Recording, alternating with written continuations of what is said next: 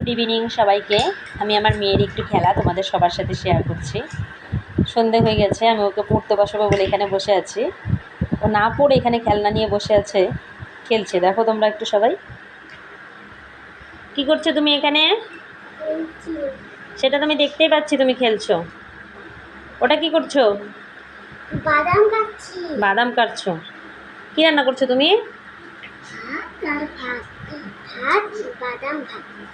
বাদাম ভাত? জানো না বাদাম ভাত? না, জানি না তো বাবা, আমি বাদাম ভাত জানি না তো। আগে বাদাম দিবা, ভাজবা, তারপর ভাত দিবা।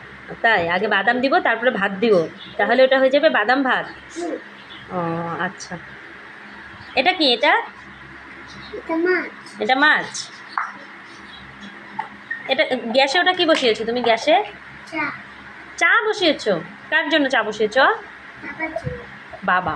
ওর সবটুকু জুড়ে শুধু ওর বাবা। আচ্ছা, তুমি তোমার নাম বলে দাও তো সবাইকে, ভালো করে মুখ উঠিয়ে বলো,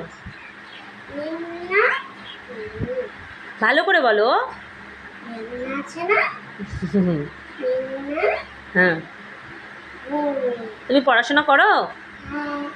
তাই? তুমি কোন ক্লাসে বলো পড়ো সেটা বলে দাও সবাইকে। শিশু শ্রেণী।